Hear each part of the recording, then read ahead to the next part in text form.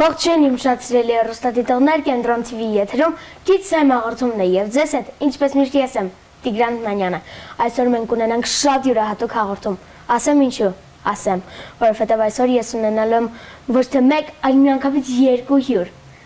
Ասեմ ովքեր են, ասեմ։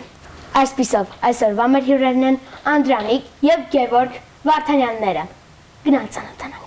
Ողջույն, ինչպե՞ս եք։ Ողջույն, շատ լավ ենք, դուք ինչպե՞ս եք։ Ես հիանալի, քանի որ ունեմ ձեզ համար շատ յուրահատուկ հյուր։ Շատ շնորհակալ եմ։ Ես ձեզ համար մի քանի հարց եմ պատրաստել այսօր, բայց նախ եւ առաջ կարող եք ասել, այ ինչից սկսվեց այս ամենը, ինչպես ծնվեց գաղափարը եւ միգուցե երազանք էր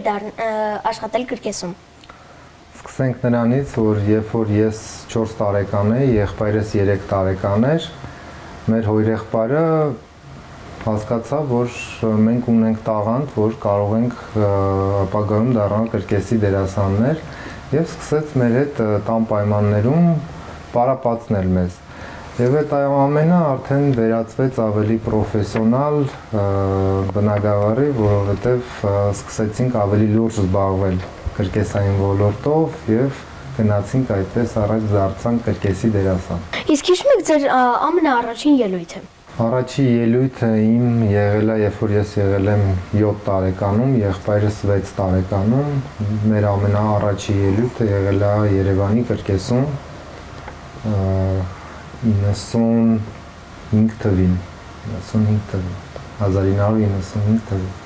Իսկ ով է ձեզ ոգեշնչել, որ դուք զբաղվեք այս ամենով։ Իմ ոնց որ նշեցի առաջին հարցի ընթացքում, իմ հորեղբայրը Վարդան Վարդանյանը, լինելով արդեն կրկեսի դերասան, որոշեց, որ մեզ պետք է ուսուցանի այն ամենը, ինչը որ ինքը գիտեր, նենց որ մեր հորեղբայրը մեր առաջի ուսուցիչն է եղել, որը որ մեզ տվել է բոլոր այդ գիտելիքները, որը որ հիմա այսօր ունենք։ Շատ լավ։ Իսկ ինչ զգացողություններ եք ունենում, երբ պատրաստվում եք դուրս գալ բեմ։ Զգացողությունները միշտ նույնն են լինում, որովհետև ամեն անգամ բեմ դուրս գալուց առաջ դու մի քիչ լարվում ես, քանի որ դու սխալվելու իրավունք չունես, հավաքվում ես, ամբողջ մարմինդ պետք է այնպեսի կառավարես, որպեսզի եթե տեսել ես մեր համարը, մենք աշխատում ենք ուժային ակրոբատիկա, որը որ պետք է այնպես անես, որ քո պարտնյորը չընկնի։ Դրա համար շատ պատասխանատու է ու ամեն անգամ բեմ դուրս գալուց առաջ պետք է զգոն լինես ու հավասարակշռված։ Իսկ եղել է այնպիսի դեպք, որ ասեք, վերջ ես այս ամենով վել չեմ զբաղվելու։ Չէ, չի եղել, որովհետև մենք շատ ենք սիրում այն ամենը, ինչը որ անում ենք կրկեսում։ Դա արդեն մեր առօրյան է դառել եւ ապրելակերպը։ Իսկ եղել է մի դեպք, երբ վախեցել եք բեմ դուրս գալ։ Չեմ վախեցել բեմ դուրս գալ, բայց եղել են մտահոգություն, որովհետև վնասվածք եմ ունեցել։ Դրա համար ավելի շատ մտահոգություն է եղել, դուրս գալ բեմ թե չէ, բայց որոշում եմ կայացել, որ բեմ դուրս գամ, որովհետև չնայած նրա, որ վնասվածք եմ ունեցել, որոշել եմ, որ ներկայացումը չպետք է խափանվի ու այդտենց վնասվածքով դուրս եմ եկել բեմ եւ աշխատել եմ։ Ողջույն, իսկ դուք ինչպե՞ս եք։ Ողջույն, շնորհակալություն, շատ լավ, շնորհակալություն հրավերքի համար, շատ ուրախ ենք ձեր մոտ ուրախ գալել։ Իսկ մենք էլ ուրախ ենք ձեզ տեսնելու մեր տաղավարում։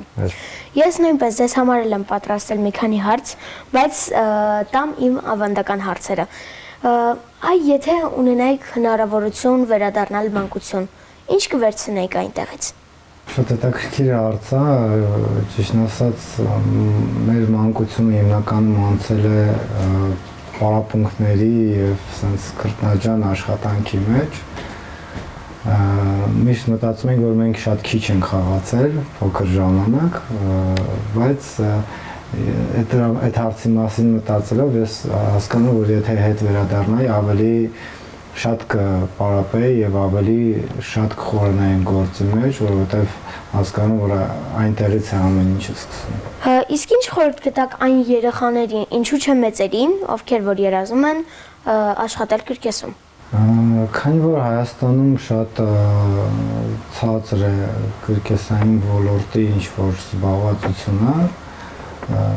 շատ դժվար է ընտրել ինչ որտեղ կարելի է կրկեսով զբաղվել, բայց ուզում եմ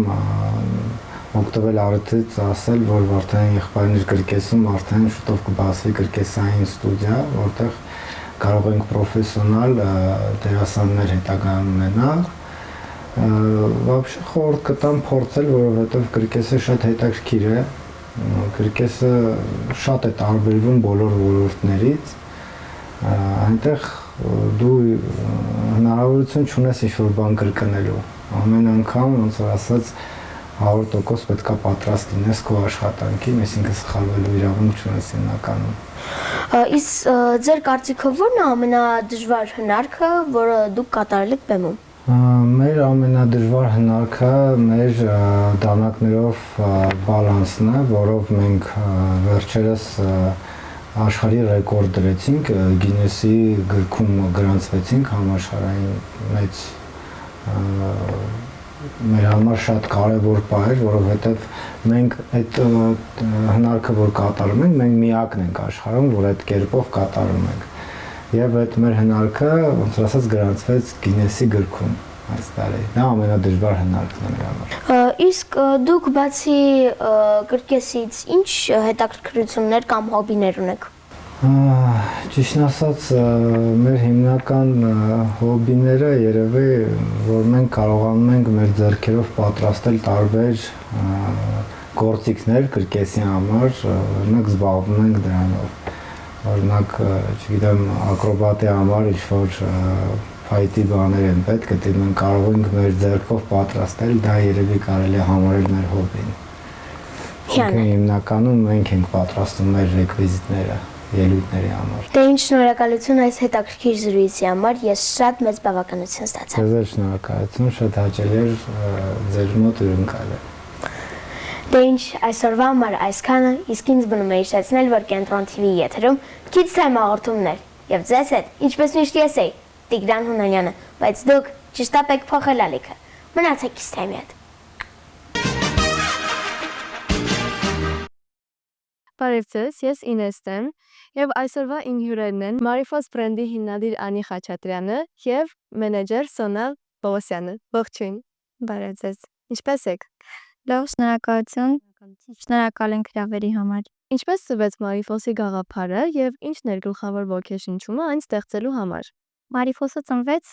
2019-ին։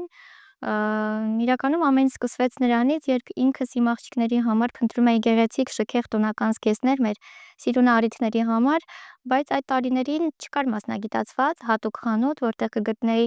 իմ ուզած բազմազան տեսականին եւ կգնեի դրանք աղջիկներիս համար։ Մտածեցի, որ շատ կթեթևացնեմ մայրիկների հոգսը, եթե ինքս փորձեմ այս հարցին լուծում տալ։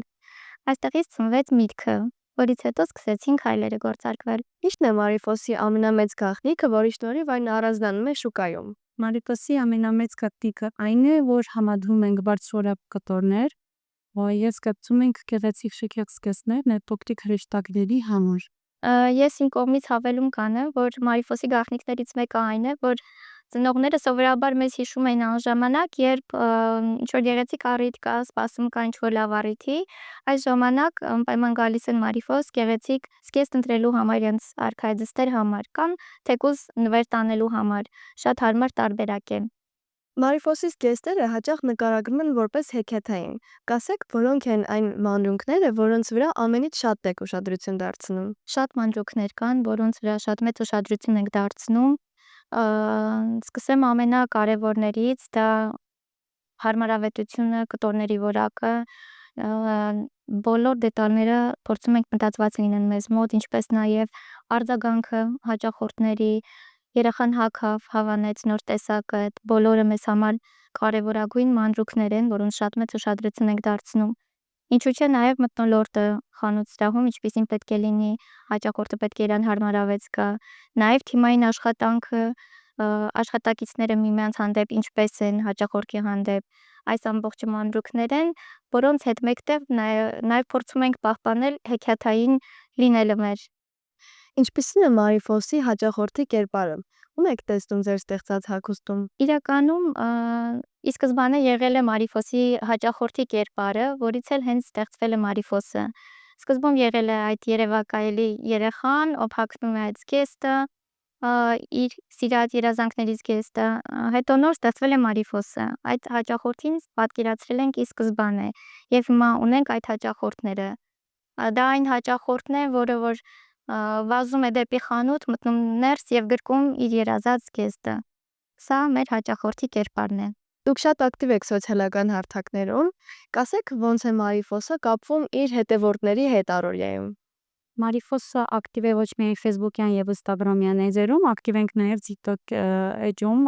եւ YouTube-յան հարթակներում։ Մենք շատ հաճախ նկարահանում ենք հումորային, շատ հետաքրքիր հոլովակներ, փորձելով ակտիվ կապ ստեղծել փոքրիկների հետ։ Ինչու՞ չէ, նաեւ նկարահանում ենք շատ պրոդուկտիվ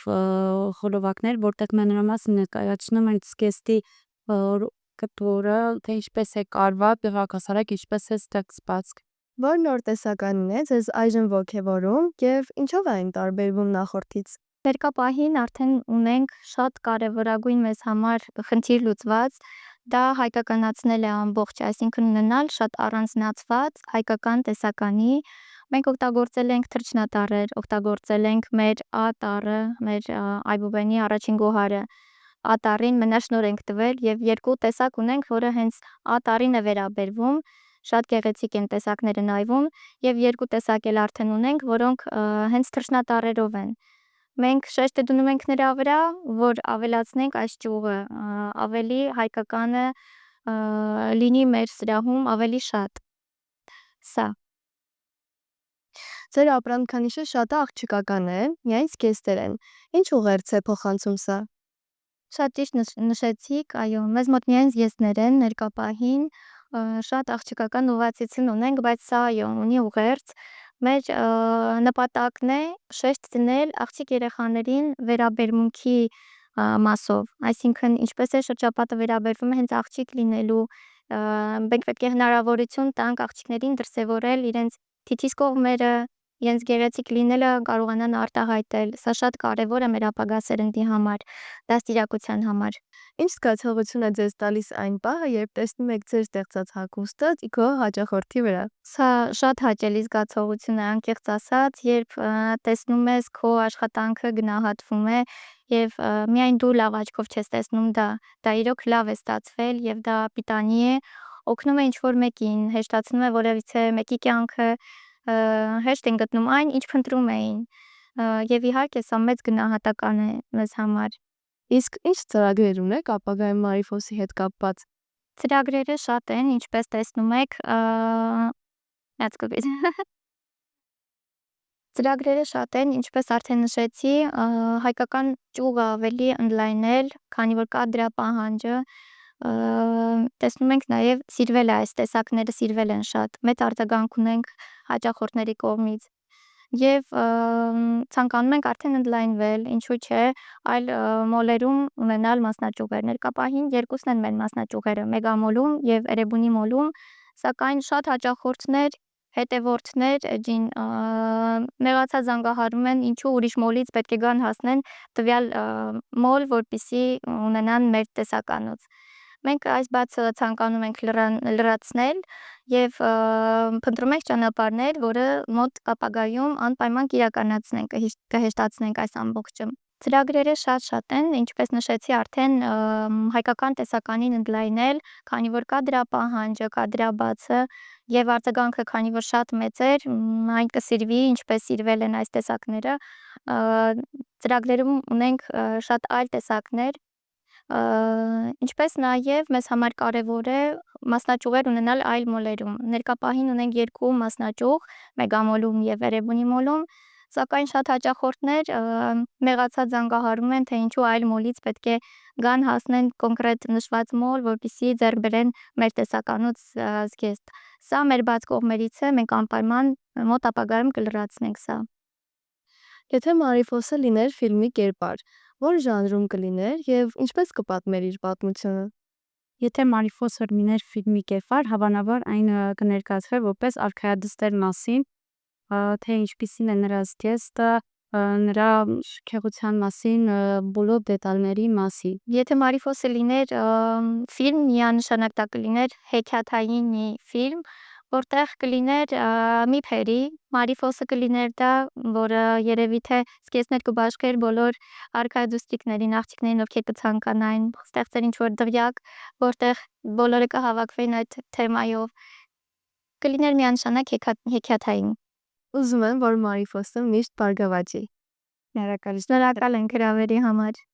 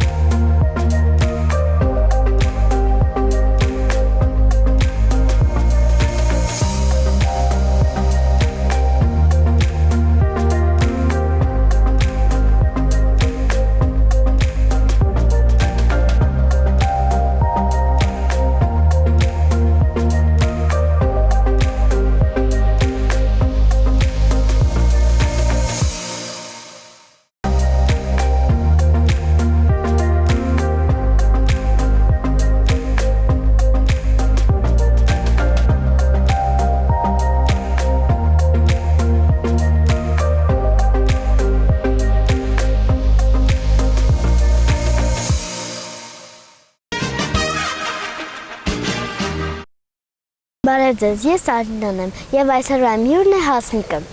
Ողջույն Հասմիկ, ինչպե՞ս ես։ Ողջույն Արինա, շատ լավ։ Դուք ո՞նց եք։ Ես էլ լավ, շնորհակալություն։ Մի քիչ կպատմեք ձեր մասին։ Ես Հասմիկ Ներսիսյանն եմ, 11 տարեկան, սովորում եմ 7-րդ դասարանում։ Շատ հաճելի է։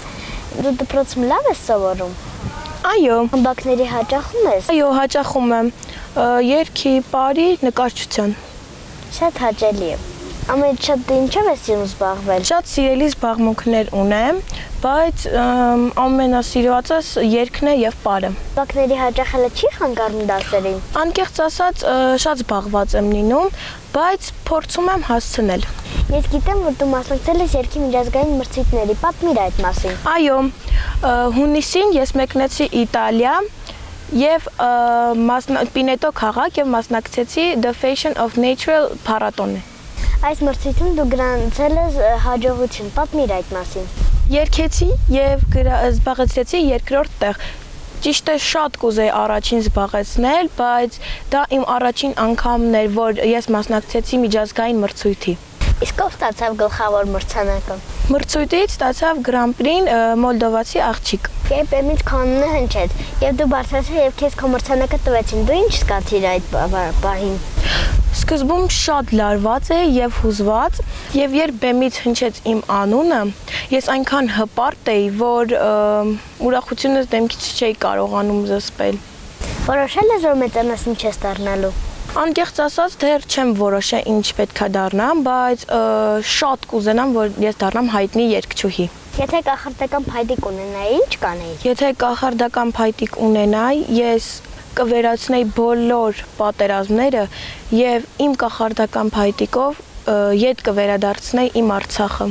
Բակիչնում ես, ինչ խաղեր ես սիրում խաղալ։ Երեկոյան ժամերի ես ընկերուներիս հետ իջնում եմ բակ եւ բակային խաղեր ենք խաղում։ Օրինակ, անուն գորոցի, գործնագործ, կլաս եւ մեկ-մեկ մենք ենք խաղեր հորինում ու խաղում։ Եթե չլիներ հեռախոսն ու ինտերնետը, ինչ կանեիր։ Շատ բարդ հարց էր, բայց եթե չլիներ ինտերնետն ու հեռախոսը, ես կդիտեի ֆիլմեր եւ մուլտֆիլմեր եւ նաեւ կանեի ձեռքի աշխատանքներ, թղթից, անձեռոցիկներից, փափուկ խաղալիքներից, համ ֆիլմս կդիտեի, համ ձեռքի աշխատանքս կանեի։ Ես գիտեմ, որ դու գնում ես մոդելինգի եւ այնտեղ եւ դու ինչ ես զգում։ Մի քանի անգամ մասնակցել եմ ցուցադրությունների, բայց կշարունակեմ, որովհետև ինձ դուր է գալիս։ Ֆիլմեր նայում ես, սիրում ես նայել։ Այո, ես շատ սիրում եմ հայկական ֆիլմեր դիտել։ Ես շատ եմ սիրում Կտորմը երկինքը եւ Հին օրերի երգը, որովհետև իմ ամենասիրած կոմպոզիտորը Տիգրան Մասուրյանն է։ Իսկ դու ազատ ժամանակ ինչ ես անում տանը։ Ազատ ժամանակը սիրում եմ խոհանոցում անցկացնել։ Ինչ ես սիրում խոհանոցում պատրաստել։ Տարբեր բաներ, օրինակ աղցաններ, կեքսիկներ, բիսկվիտներ, նաև մեկ-մեկ լինում է, որ կարտոֆիլ եմ պատրաստում։ Իմ ամենասիրած ուտեստը սուշին է, բայց դեռ չեմ կարողանում պատրաստել։ Շատ լավ, Հասմիկ ջան, եւ ես քեզ հաջողություն եմ մաղթում։ Շատ շնորհակալ եմ Արինա ջան։ Ես շատ ուրախ եմ, որ այստեղ եմ եղել։ Ողջույն, ես Արինա Գրիգորյանն եմ Մոսկվայից, բայց շատ լավ խոսում եմ հայերեն եւ իհարկե ռուսերեն։ Գնում եմ հայկական եւ ռուսական դպրոցներ։ Այո, Մոսկվայում, ինչպես ամբողջ Ռուսաստանում, կան շատ հայկական կիրակնօրյա դպրոցներ։ Ես գնում եմ Ռուսաստանում Հայաստանի դեսպանությանը կից վերածնունդ դպրոցը։ Իդեպ, իսկ դու գիտեիք, որ հայերը բազմաթիվ հետքեր են թողել Մոսկվայում, որոնք մենք պիտի բացահայտենք, իմանանք եւ հպարտանանք։ Առաջարկում եմ կատարել կարճ ճամփորդություն Մոսկվայի կենտրոնով հայկական հետքերով։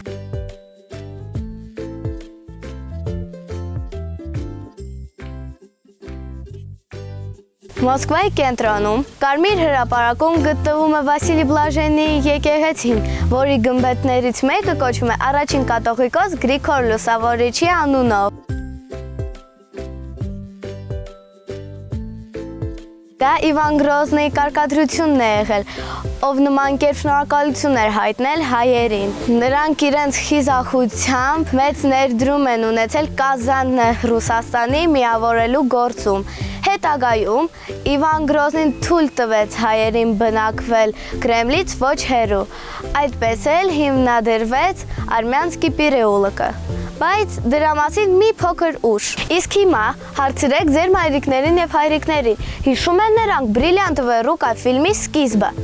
Սա Սոչիի ծովային կայարանն է, Մոսկվայի հայազգի ճարտարապետ Կարո Հալաբյանի աշխատանքային արդյունքն է։ Կարո Հալաբյանի անունը սերտ կապված է ռուսական բանակի թատրոնի Թեատր Ռոսիյսկոյ արմիի հետ, որի բարձրությամբ նման է հնգաթև աստղին։ Եվ այնտեղ է գտնվում Եվրոպայի ամենամեծ բեմը, որտեղ տեղավորվում են մոտ 1000 դերասան եւ իհարկե տեխնիկա։ Կարո Հալաբյանի անունը սերտ կապված է ռուսական բանակի թատրոնի հետ, Թեատր Ռոսիյսկոյ արմիի, որի բարձրությամբ նման է հնգաթև աստղին։ Եվ այնտեղ է գտնվում Եվրոպայի ամենամեծ բեմը, որտեղ տեղավորվում են մոտ 1000 դերասան եւ իհարկե տեխնիկա։ Մոսկվայի Լենինգրադյան պողոտան, Կրասնապրեսինսկայ մետրոյի կայարանը եւս նրա գլուխ գործոցն է։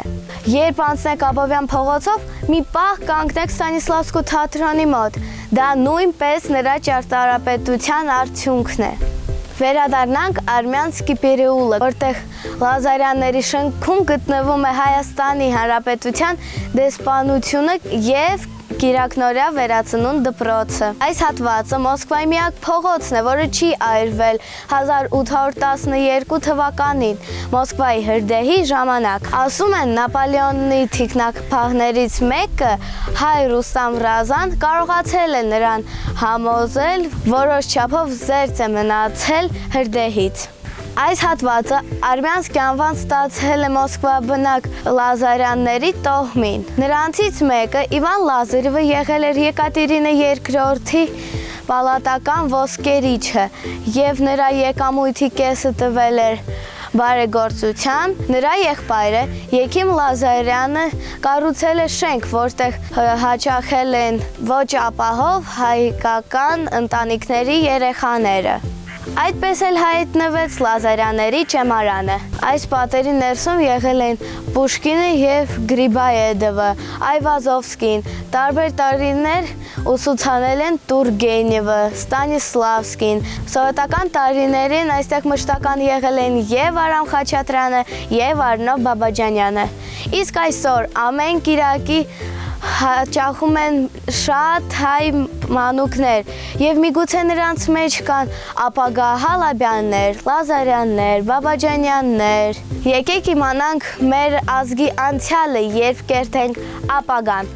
Այսօր այս կանը հանդիպումների անկնկալիքով Արինա։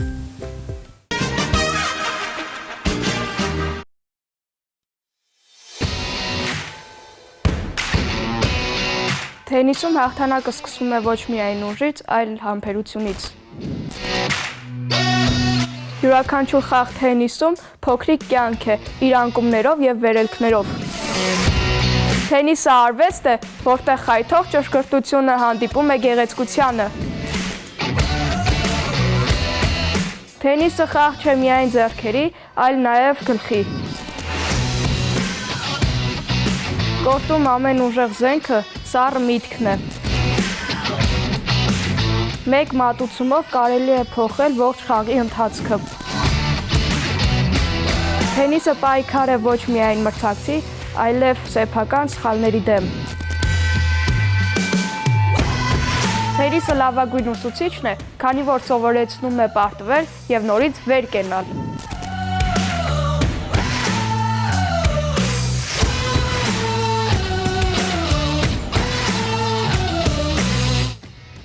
Կորտում մի պահի կորցրած ուշադրությունը կարող է արժանալ ողջ խաղը։